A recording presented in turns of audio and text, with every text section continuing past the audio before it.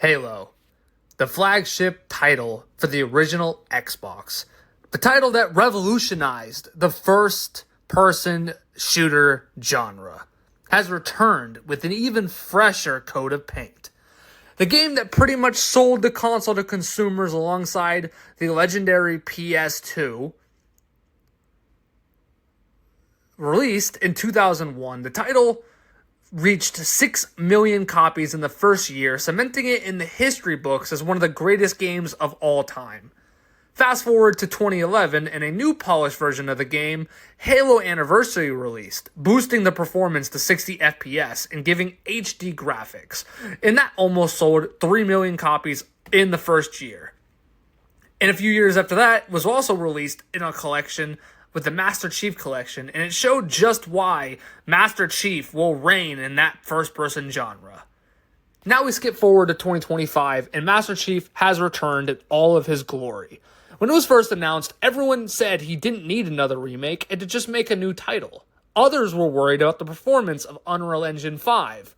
However, when the first trailer for the game dropped, a lot of the worries evaporated.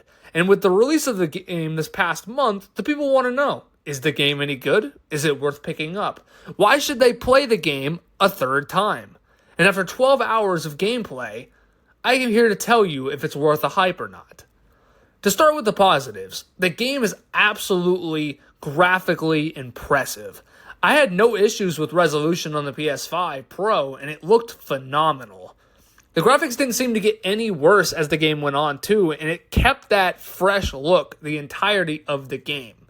It's amazing just how great a game from 2001 has come in terms of graphical improvements. The voice acting was another strong point. Voice actors have returned to reprise their roles and redo the voices, and it definitely felt amazing to hear all the new changes between this and the original release.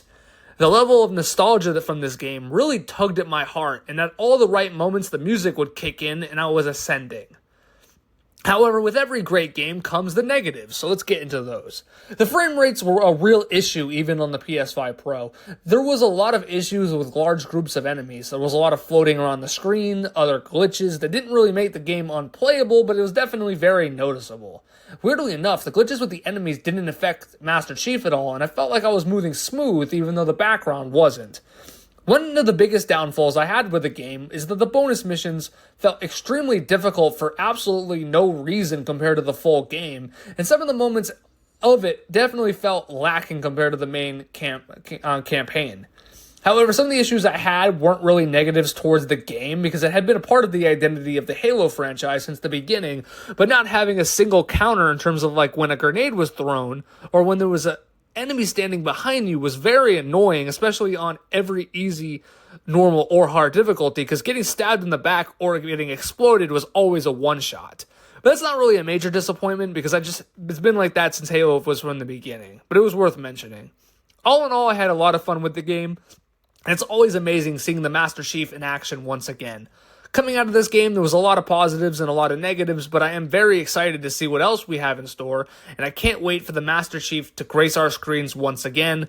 Maybe, hopefully in the future, we get Halo 2 and 3 remake, but for now, we'll stick with this one. I'll have to give the game an 8 out of 10 for enjoyment.